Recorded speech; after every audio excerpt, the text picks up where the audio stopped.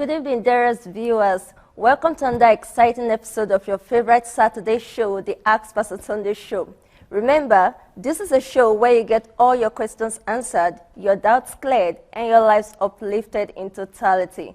My name is Layo Charles Emmanuel, and I'm your host for tonight. Tonight, I'm sitting with my father, my coach, my pastor, my mentor, my boss, my friend, a legend, whom myself and several others fail to describe with words accurately. We fail to describe him with accurate words because of the huge impact he has made in our lives. And I always tell my friends and the people around me that this is the greatest secret. Pastor Sunday Adelaja is the greatest secret the Africa continent is yet to unravel. So tonight, he's seated, ready to answer questions on any area of life at all you may have. Good evening, Pastor. Welcome again. I think we'll just get into our questions straight away, Pastor, if you don't mind. No mind. All right. A question here, sir. This viewer is asking, how can I become a winner when I've failed all my life? Yep, well, I have another thesis and another principle about failure. Failure is not necessarily bad. The more you fail, the more you could discover. Right. So failure is a pathway to discovery. That is if you know how to relate to failure. So if you are the type that think that failure is catastrophic and is a catastrophe, then you will just gain depression when you fail. But if you know, on the other hand, that failure is a pathway to discovery, you are supposed to be jumping that you fail. Right. That is what Thomas Edison discovered. He failed 1,000 times. I don't think this viewer has failed 1,000 times. And he said, apart from the failure 1,000 times, that there are 10,000 ways that he discovered how not to do what he was doing. Right. Because every failure tells him that that is the wrong way. Take another way. If he fails again, then that's also, he will no more go back to that way where he has failed. He's going to look for another one. So it's a discovery. So it's a path into discovery. So failing is not the problem. The problem is how you approach it. Do you turn it into a lesson? And do you turn it into a path of discovery for yourself so that you'll be able to discover a better way of doing things? Or you will just keep on whining and complaining that you fail? Personally, I don't believe that there is failure in life. Wow. I don't believe there is failure in life. I believe that nobody is supposed to fail in life. And that if anybody fails in life, it is either due to one of two things. Either because the person does not know the laws of life and the principles of success, or the person is not willing to pay the price that success requires. Okay. So what I would advise this person to do is to go ahead and learn and discover and get as much knowledge as possible in that particular area that he wishes to succeed in or to excel in. When he knows and he has discovered adequate knowledge and he has gained adequate understanding and enough wisdom, he should just now pay the price of discipline to accomplish and implement those things that he has discovered, and success will be guaranteed. That's why I'm swimming at 50, because it's not easy to learn a new thing at 50 in the first place. Anything, Very true. especially with swimming, you have to, because that your life is at stake. You have to be in the water. you could get drunk. You could drink the old water, but you still have to learn it. If you believe that it's about principles, it's about learning. There are laws responsible for everything, and if anybody could do it, you can do it too. Pastor, thank you very much for the answer. And in addition to that, it's something that I think I've told you before. I said, even if there's somebody who wants to claim that he has been cursed or maybe, you know, some people say they have this generational failure. They don't, nobody does well in their family, nobody succeeds in their family. If there is any such person, maybe this viewer asking this person is somebody like that. All you need to do, I am telling you, I know what I'm saying, I'm convinced in it. All you need to do is get connected with Pastor Sunday, get connected with his teachings, with his materials. Even if you were doomed to fail, his teachings will transform your lives around. Pastor, a lot is going on Facebook. Facebook revolution. People whose lives have been transformed totally. You told me of some videos, but I'm not saying them. Because, you're not saying them? Yeah, because my Facebook friends, they were filled up like 10 years, almost 8 years ago, or 10 years ago. Okay. So I couldn't add all these new friends that are coming up. So whatever they do, I cannot access their timeline. Wow. I think we have to prepare a solution. Even your own, to I that. couldn't see. Wow. We have to, we'll fix that up, Pastor. We'll fix that up. So if you are the person asking these questions, please, one more thing you should do in addition to what Pastor has said, start listening to Pastor Sunday. It doesn't even I want you to finish your statement about the Facebook revolution you just mentioned, because you pull somebody's leg and the person wants to know more. Okay, a Facebook revolution is going on right now. We have been listening to, Pastor started his daily broadcast about 6 months ago. And in those 6 months, Pastor has taught over 300 world-class teachings. And you know, it's just like you are hearing words every day. And these words are building something in you. They are propelling you. That's what happened to everybody. The more they kept hearing these words, they just felt like, boy, we've got something to offer our world. We've got to... They've been empowered. They've been empowered, so they could not keep quiet. So right now, all your followers on Facebook, what they are doing is that they are bringing out different videos. Everybody is encouraging people. They are starting their own projects. They are starting their own projects. And amazingly, people are getting blessed. People are connected to their stuffs, and they're actually getting blessed from it. So a revolution is going on right now on Facebook. I know about Chigo, I know about Ikemdike, I know about Elizabeth Ali, I know about Mrs. Nkiru, I know about Chisandra. T.Y. T.Y. Shout out to you. I know about T.Y. I'm there and a host of other people, Pastor Sunday's mentees, who are bringing out different teachings based on the empowerment they receive from Pastor Sunday, and they're also empowering other people. So, Pastor, thank you. So you can join us. Pastor, somebody says it feels like he has been called into a full-time ministry, and he feels that it is a pulpit ministry, but he doesn't know how to start. So he's asking, should he start with seminars, with summits, or should he just start with Sunday services? Anything that will make you to connect with people is what you will use. You know, if you want to preach and start a pulpit ministry, don't wait for pulpit. You know, the only thing that is important in pulpit ministry is people. Go and find a way, any way you think is possible that will make you to connect with people. Anything that will make you to be able to make people to listen to you, not to listen to you to say that you want to teach them, but that you want to touch them with their issues and be able to help them and be able to, be there for them. Just anything that will make you to be able to bring them closer to you so that you'll be able to help them. But if you are hoping to just be teaching some people and make them to gather together, that is not going to be very successful. Look for a way to bless people, to help people. Even if it is going to carry their bags for them or remove their baggage for them or their trash for them, do it. Anything that will bring you closer to people, that's your stage.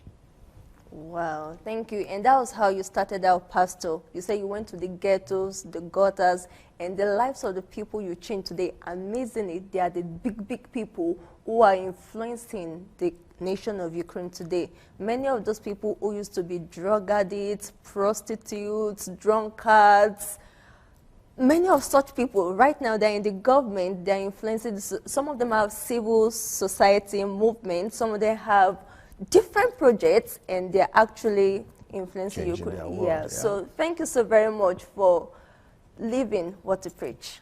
Thank you. Another person here is so blown away by the fact that you raised 200 millionaires in your church, and he says he has a vision to raise 10 millionaires within the next 10 years. So he wants to find out, is it 10 years? Within the next 3 years. So he wants to find out, what are the strategies you used? He said he believes you must have gone on some spiritual exercises. What are those spiritual exercises? What strategies did you use to raise them? First of all, if you want to become a millionaire yourself, or you want to raise millionaires, you don't need spiritual exercises. People who become millionaires, money doesn't come to people who are spiritual. Neither does money come to people who go to church. Money doesn't even necessarily come to people who pray. Neither does money come to people who are educated. Money will not necessarily come to you because you are a businessman. Neither will money come to you because you are good. So money doesn't come to good people. Money doesn't come to Christian people. Money doesn't come to prayerful people. If that had been the case, Bill Gates would have been a son of the greatest prayer warrior in town. Or he would have been the head of a missionary service in one church or the other. And Warren Buffett maybe could have been, the biggest missionary in town. Right. But they are not. Why? Because money answers to laws. Right. Laws. So I will advise that person to go ahead and look for my book, Money Won't Make You Rich. Right. If he goes on the internet, he can find it. But not just on the internet. In any Christian bookstore, either in any country of the world, you can find that book. Right. Money Won't Make You Rich. But you could also go to my blog, SundayAdelajablog.com, and there is video blog there. All the list of my series that I've done are there, including the financial series or the loss of money. Right. And there are 51 messages, there are 51 hours of teachings on how to make people millionaires, on how to become a millionaire yourself. So that person could go and apply. Those are just free of charge.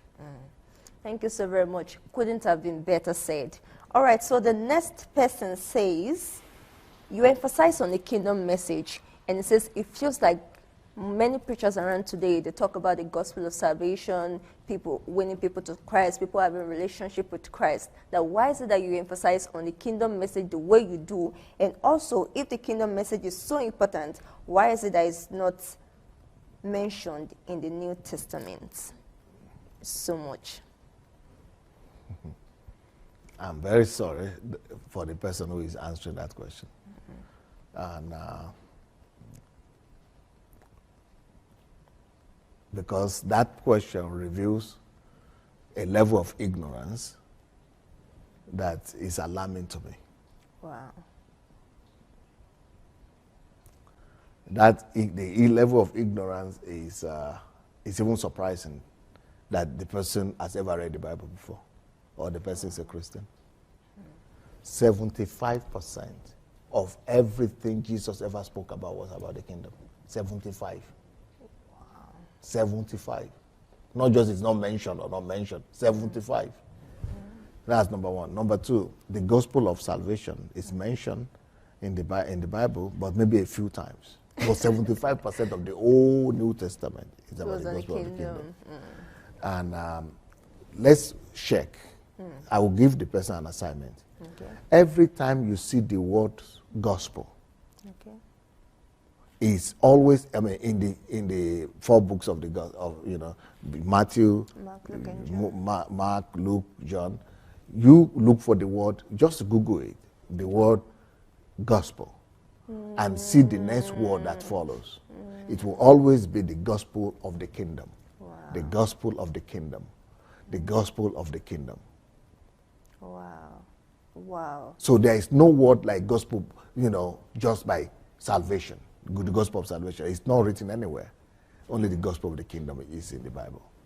So that's why I'm surprised. The person is saying the gospel of the salvation is in the Bible and the gospel of the kingdom is not there. It's the direct opposite. Wow. Wow. Thank you very much, sir. Thank you. That was quite clear. The next person says, Pastor, how do you prepare your messages on the go? That is, prepare your messages when you study your Bible in Christian literatures, or you do it, okay. The person is asking how you prepare your messages. That is, do you prepare on the go, or maybe you have special times you sit down, maybe when you're going to preach, then you now start looking for all the materials to put together to make the message happen? No. What I do is that I normally study the Bible every day. And in the process of me just studying the Bible for myself, I receive understanding and insights. Maybe revelations, insight, understanding. So I write those things down. And right now I have enough messages for me to preach for the rest of my life, even if I never open the Bible again. Wow. So it's a constant lifestyle of studying, just studying the word, whether you are going to preach or not. And for how long have you been doing this, Pastor?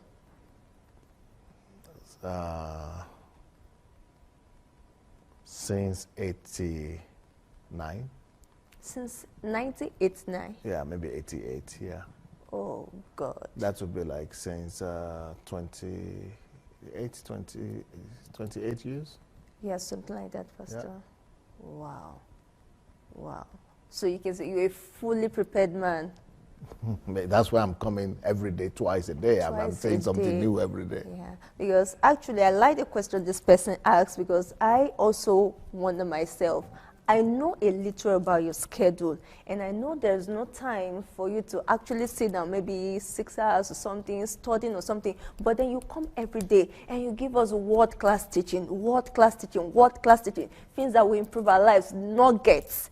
That, you know, some people, I do hear some speakers say when they want to speak or something, they actually prepare for as much as 6 months. And I'm wondering, Pastor Sunday preaches twice a day. So this is the secret, basically. I used to do exactly the same thing. When I just started as a preacher, I used to, if we need to preach at 6 o'clock today, by 12 o'clock, I lock myself inside. So I need 6 hours to get ready to prepare my message and things like that and pray. No, Pastor, they said 6 months, not 6 hours. 6 hours for one teaching or message. Yeah. Some people use a week. Most preachers, they spend the whole week preparing for the Sunday service. But that's because some of them have not prepared ahead. Yes. But I've prepared ahead. And besides the one of studying the Bible every day, you know, I was doing Alone with God for 15 years straight. And all that time when I'm alone with God, no human being around, just lock myself inside. I was always there with God and with the Bible. So I had so many messages already. Wow. Prepared. Thank you. That's a paradigm shift. And I don't stop. I'm still preparing them up to now. Wow. That's a paradigm shift, because I think the person is asking for himself. He says, please give me the paradigm. So he understands now that it's a consistent lifestyle of studies. Thank you very much, Pastor. Hi, Pastor. Some of the most successful guys in the world today are university dropouts. Is it okay for me to drop out if I know that I'll be better off developing my own projects rather than wasting time in class? Those are exceptions. Okay. That's not the rule. If you could still keep on to get a degree or diploma, I would advise you to finish your education. But if you are very sure that you'll be able to use your time better, and you are very certain that your time on your own, managing your time, will make you to be much more successful, and you are sure of your success, maybe it's something you want to try. Dropping out of the university. You know, everything is possible. You cannot tell people never to do something if they are convinced. Well, all right, Pastor, so can we have an estimated period of time when you will likely be in Nigeria? Next year I'll be in Nigeria for sure. Next year. Wow. That's an estimated period of time. By the grace of God, I hope to be in Nigeria next year. Okay, Pastor. And with the team you are building and everything, how is it going? And everything is going perfectly well. We are getting more people from all over the world all the time, so good. Wow, thank you. Nigerians, watch out. There is hope again for our country. Pastor Sunday is coming to Nigeria next year, not just him alone, but with an amazing team of people. Some of them are professionals, some of them are artisans, some of them are experts in one area of life or the other. But everybody has some value, some sort of value to offer to the nation of Nigeria. So get ready. We will smile again in Nigeria. How can I build a personal development program for myself? I have tried, but it doesn't work out. Simple. make sure that you put a target before yourself to maybe do self-education for a certain, like for example, I make sure that I do self-education minimum 3 hours a day.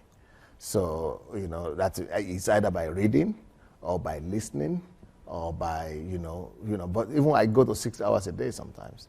So just, discipline yourself. Maybe you could start with 30 minutes of self-education every day, maybe 1 hour. But, start with somewhere. Start with something. Do you still have the 6 hours to yourself now, Pastor? Yes, when I'm having my solitude, I do 6 hours, but on daily basis, I do 3 hours. Wow. Thank you, sir. Which book are we expecting you to release next? The next book is going to be a book that is called Insulted by Ungodliness. That's the title of the book.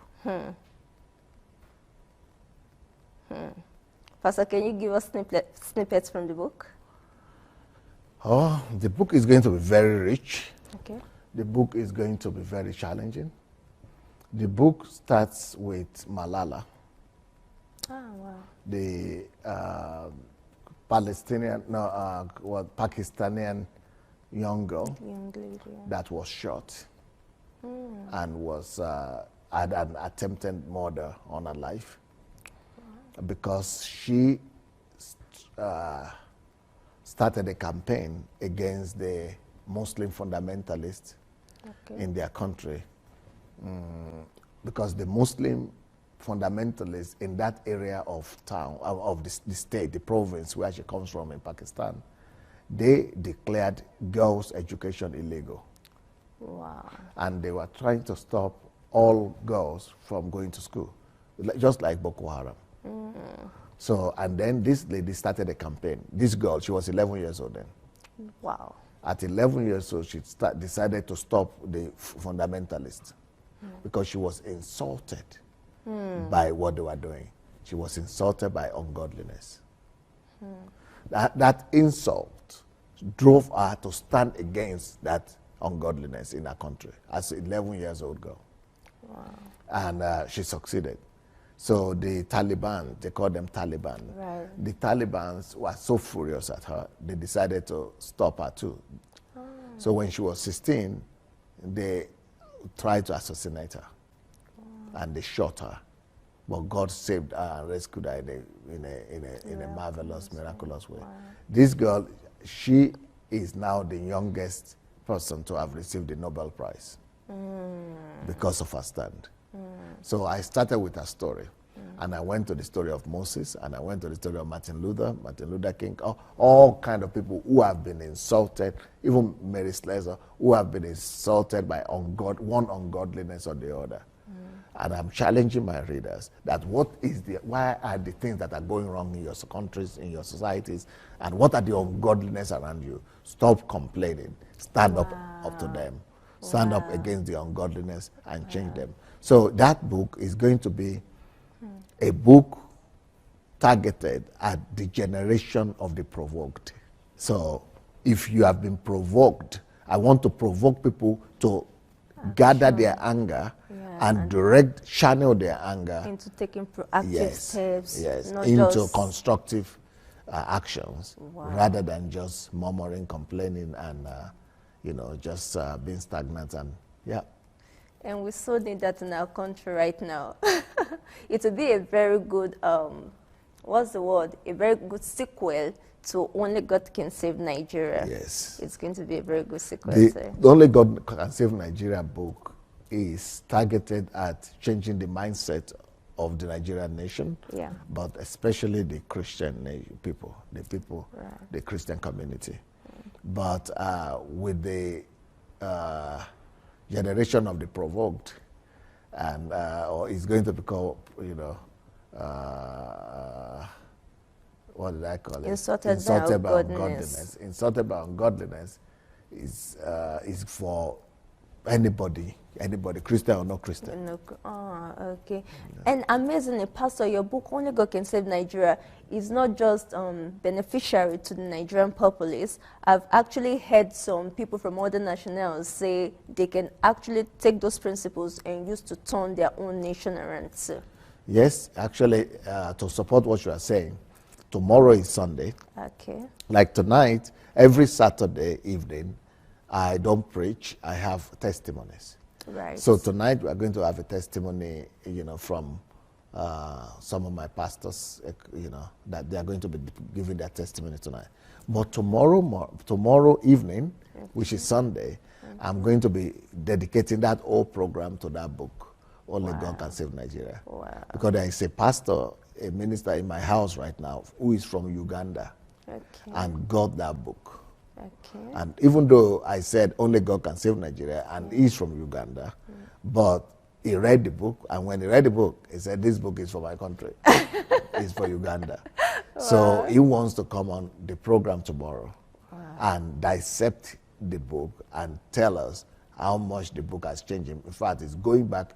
In fact, he's been here now. He's just doing solitude. That's why you've not seen him. He just locked himself up. Solitude, reading the book and building strategies to go back to Uganda to be able to take on the political and socio-economic challenges of his country. Wow, fantastic, fantastic. Nigeria will be changed. The whole of Africa will be changed. Pastor, thank you so very much. So tomorrow he will be coming with his testimony, talking just about the book, how the book has changed him, challenged him. That's for all right, so it's for Only God Can Save Nigeria tomorrow. Yeah, tomorrow evening. All right, Pastor, we can't wait. Yes. We can't wait. One of our viewers says, you said 50% of people should not get married. So the person wants to know, how would he or she know if they are among the 50%? I don't know if the person is a male or female, but how will I know if I'm in that group? By your preparedness. Marriage is not for everybody. Marriage is, everybody can potentially marry. Everybody can potentially marry, but not everybody will be prepared or is prepared to marry. Okay. For example, some people could say, I'm not ready to be living for another person. Or to be, I've not finished minding my own problems. I don't want to mind the problem I don't want to live for the problem of other people. Right. That means don't go in there. Don't go into marriage if that is your, don't be truthful to yourself. Don't deceive people. Don't deceive another person, and don't just fall under the pressure of the society that you go and do what your heart is not in doing. Because marriage is not about just taking care of you. It's about you taking care of another person. And if you are not ready for that, you just stay out of it. Otherwise, it will end up in tragedy. Another way to know if you are one of those people who doesn't want to marry or who will not marry, should not marry, is you should know that marriage will multiply any problem you have now. All the problems you have now. If let's say you have one problem now, it will multiply it 10 times by the time you marry. If you have 10 problems now, it will multiply 10 times to become 100. So if you are not ready, and you are not an expert, and you are not good in resolving problems, and in tackling problems, you are not fit. You don't have the stamina. You don't like problems. Don't marry. Wow. Wow. Because your life will become more complicated. So the person who is qualified to marry is the person who has proven himself to be an expert in resolving problems. Wow. And then if you are planning to have children, that is another 10%. That is another 10 times. That is 100 times problem you will have. And if you are not skillful in resolving problems, and you just want to go in the air, and it's just like saying you never try to swim. You don't know how to swim, and you just jump into the river and say, I will find out my way somehow. I see other people swimming. But those other people have been prepared. Right. And if you have not been trained or prepared, and you just jump in the river, they will bring your body out. It will come a corpse. Very true, Pastor. Could it have been better explained? Thank you, sir. Can I move on to our next question, sir? Yes, yes. All right. How can I become more like Christ? Do I need to just try to behave like him at all times? I ask because I've tried, but failed many times. It's like I don't have the strength to do right, and I'm born again. Please help. Nobody has the strength to do right, even if they are born again. Right. If anybody tells you that they have the strength to do right, or they are living right, or they are holy as born again, they are just lying to you. Everybody, every man, born again or not born again, is fallible. And as a result, we need to depend on God's grace on a daily basis. So first of all, you need to know that on your own, you cannot try to do right. You cannot do right. But always humble yourself before God every day. Submit yourself to Him. Ask for His grace and for His mercy, and ask for Him to lead you and depend on His grace, and then have a desire to pursue after Him, and have a resolution that no matter how many times you are going to stumble or fall, that you will keep on pursuing. Keep on pursuing after Him, but in humility, not in your own power, but in His grace. Thank you very much, Pastor. Thank you, sir. Right, the next question. With the present situation in American politics, how do you suggest Christians make the right decision in picking the right candidates? I've already answered that question before, but I will try and answer it again. If I were to vote as a Christian and just vote blindly, not using my head and not applying my mind, which is a terrible thing to do, then I will vote for Donald Trump. Just because he is campaigning on the platform of what many Christians stand for. He is against abortion. He's against gay marriage, legalizing gay marriage, abortion, and he wants to defend the interests of the Christians. Only for that, I will. But that is a sentiment kind of voting. Sentimental. So sentimentally speaking, I will vote and support Trump. But that is if I'm going to use my bias and sentiment as a Christian. But if I'm going to vote as a human being, thinking human being, as Homo sapiens, as a logical person, and as a thinking person, I will vote for Hillary Clinton. And the reason I'll vote for Hillary Clinton is because I know what to expect from her. Wow. The enemy you don't know is more dangerous than the one you know. Yeah. And the enemy you know, at least, is safer because you know what to expect from him than the one you don't know. I think that Trump is an enemy that nobody knows yet. And with Clinton, she's an enemy that at least we know what to expect from her. We know that she will support gay marriage. We know she will support abortion. But we know that it will just be the same thing as with what we already have. So at least there is a kind of predictability. Well, with Trump, nobody can predict anything. It could go either way. Wow. That is number two. Number three, for Christians who are just saying, how could you even think of voting for Hillary Clinton because of abortion and because of gay marriage? To a large extent, it is hypocrisy. So Christians who are saying that they are voting for Donald Trump because of abortion and something, it's not true, because it's not going to be able to do anything much. Presidents don't decide everything in America. For example, we had a president who was a Christian too, and who was voted in on the basis of the fact that he was against gay marriage and he was against abortion. That was Bush Jr., George Bush Jr. But he didn't stop it. He only removed financing for some partial abortion, but abortion was still legal. Abortion still continued, and he couldn't stop the gay, just nothing changed.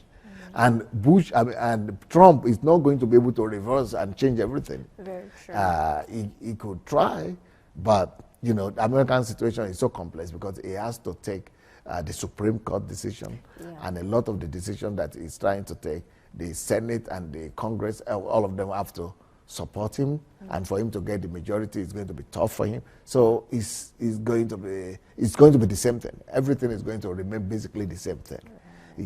For him to be able to change all those things that Christians are campaigning for, he needs to become a dictator or authoritarian person. And he has to, for that to happen, he has to violate the Constitution of America as well. And he's already saying now in his campaign that, okay, he's going to go to the states and all that. So it's already shifting a little bit from his rhetoric of, you know, against abortion and gay. You know, it's not going to be easy. The gay people are going to fight him if he says he's going to, you know, ban gay. And abortion, women are going to fight him. And there is almost nobody will survive it as a president in America if those two people, gay people begin to fight him. So, you know, it's just an emotional decision to try to vote for. Trump, saying that he's supporting Christian values. If you were the one that asked that question, I don't know what else you want to hear, but this is as explicitly clear as it can ever be. So there you have your answer. Pastor, somebody wants to know how they can get hold of your recent books on the bookshelves in Nigeria. They said many people are not able to get from Amazon or Okada. But I think they can get from Okada, Pastor. Maybe will you tell them about that? All right. They want a paper book, I think. They want, and the Okada doesn't supply the paper book. So, Pastor, what? But at least let them know about the Okada. Okay. So, if you are a resident in Nigeria and or Africa, I think. Or Africa, yes, and you want to get hold of any of Pastor's books, please kindly go to okadabooks.com. Okada, O-K-A-D-A, books.com. You'll get access to any of Pastor's books right there. A lot of people have been getting the books, and they're even leaving reviews where they got the books from. So kindly get the books from okadabooks.com. Any of Pastor's books are all. And as you go through the books, any thoughts that come into your mind, please kindly go back to that same Okada books and leave your comment on there. We would love to see your reviews. Or Amazon. If you get the book from Amazon too, as you read the book, as you get blessed, as you get inspired, don't forget, go back to Amazon. If you get from Okada, go back to Okada books, leave your thoughts, leave your reviews. We will be glad to have them. All right, so but the books will soon be in Nigeria in paper. They will soon be in Nigeria in paper. All maybe right. in the next 1 week or two it will be there. Which of them, Pastor? Only God can save Nigeria. Only God can save Nigeria. Nigeria and the leadership question. Yes, all of them. Who am I? Yes, all of them. All the new ones, right? Okay. Thank you, sir. So I know I should be reading my Bible, but I start in Genesis and I find that I don't understand much of it. What do you recommend for a beginner who wants to study God's word? If you are a beginner, I would recommend you to go to the book of John. Start from chapter 1 there. And just go gradually. And you don't need to read a whole chapter at a sitting. Read maybe 5 verses. If you think you could go more, go another 5. Take them 5 by 5, 5 by 5. So if you feel that that's enough, but make sure that you meditate on those verses and you understand them. And you try to ask yourself, how could I apply this? And how could I apply this? And so pay more attention to reading less and applying more. Pay more attention to application and how you could use the little portion you will read to change yourself, to transform you, rather than counting how many chapters you have read. The idea is not to finish reading the whole Bible. The idea is to be transformed by the Bible. Thank you very much, Pastor. So which of the Johns, the one after Luke or? The Gospel of John is only one. Okay, the Gospel of John. All right, thank you very much. So here's John after Luke, not First John, Second John, right? John after Luke. Okay. Pastor, you said the books, okay, because the person asking for your books, they said they want to know precisely when the books will be on the shelf in Nigeria. Do we have? In the next 2 weeks, it will be there. In the next 2 weeks? Yes. All right. So in the next 2 weeks, if you ask that question, the books will be on the shelves in Nigeria in bookstores, I think. Another question, sir. I read from the Old and New Testament. I read from the Old and New Testament each day, but I'm amazed at how people in the Old Testament can see so many miracles and still be disobedient to God. How can this be? So that it will be a lesson to us that we are not supposed to follow after miracles. Okay. And that miracles will not bring you salvation, and that miracles will not lead you to heaven. And that miracles is not even for believers, it's for unbelievers, to just bring them to Christ. We are supposed to live by principles, not by miracles. And this is just like, of course, you always say that, but this amazing series that we have going on right now, the love series you started on your broadcast, I remember, I think it was yesterday when you were telling us that love is the greatest of all, not even miracles, not demonstrations of signs and wonders. And people should pay less attention on miracles and all those physical Prophecies, all those prophecies, manifestations. all those manifestations, and actually follow after love. And Pastor, it really does make sense, because we have been following, many people have been going after these miracles, these manifestations and everything, and their lives have not really been changed. Their lives have not been transformed. Their situation has not changed, but yet they have been recipient, beneficiaries, and even witnesses to miracles over and over again. Yeah, that's what happened in the Old Testament. They all saw the miracles. They saw the Red Sea parted. Yeah. They saw manna come from heaven every day. Quails, wherever the birds were coming from. Quails were coming from heaven every day.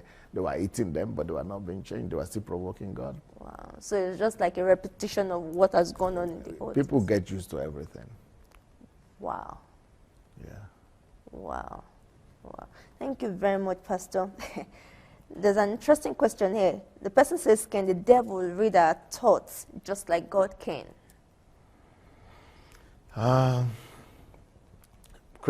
Most Christians believe that it cannot, but I think it does. Otherwise, you will not be able to put bad thoughts in your mind. Okay, so that's... I only know that God will not judge you for your thoughts, I suppose. But, you know, who knows? Yeah. Christians say it doesn't, Satan doesn't know your thoughts, but I know for sure he puts bad thoughts in my mind. Yeah. Yeah, so he has access there, I think. But what difference does that make? Yeah. Okay, Pastor. You said you never went to theology school. Is there any need for me to go, knowing that they don't teach the kingdom gospel there?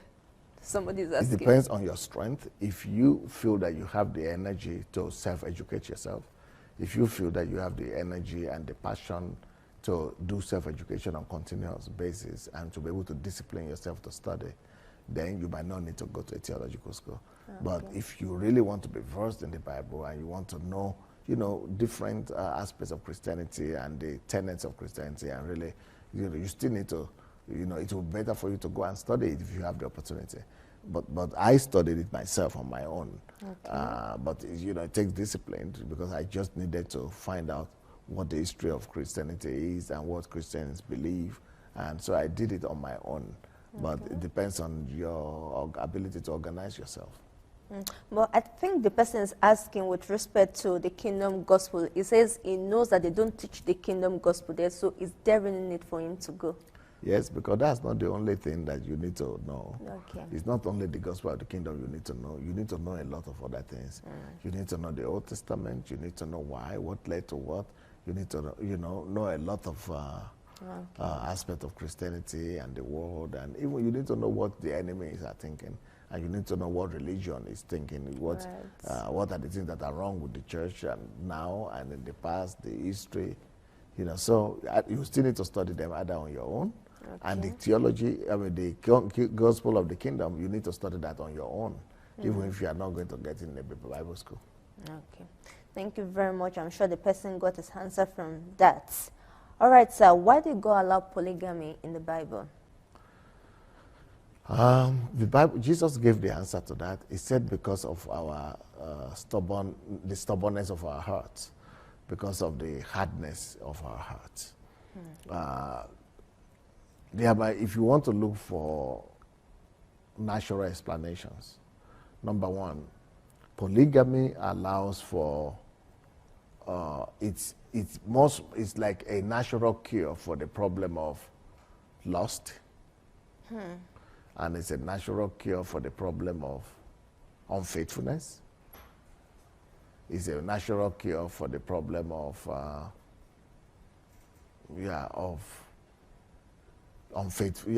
adultery. So instead of you being unfaithful and going about to look for, to be, because right now the problem has not been solved. Many, even though it's not allowed in many countries, but men still involve themselves in lust. Almost all men and women too, and especially men.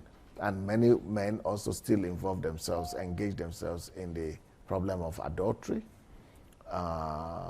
extramarital marriages, and also divorce. So all those problems that we have now, they were addressed in one by what they call polygamy in the Old Testament. But that was not the ideal picture of what God expected for man. God still expected that, man, which will be for one man, will be for one woman, and one woman for one man. So that's why Jesus proclaimed that in the New Testament, because even though polygamy addresses all those other questions that I mentioned, but it also creates many other problems. It creates the problems of jealousy. It brings the problem of envy to the table. It also brings in the problem of commitment. It brings in the problem of lack of commitment to one person, and lack of, a lot of, jealousy among children, a lack of, fairness among children, among wives, a lot of things just that, that might be as evil and even greater evil than those other ones that he's solving. So many more complications. Wow. All right, so Pastor, this brings us to the end of tonight's show. Thank you so very much for all the insightful answers you gave us. I'm sure if you spent your time with us tonight, you did not waste your time. You picked up new insights, new wisdom. This is the way it always is with Pastor Sunday Adelaja. So thank you once again, Pastor.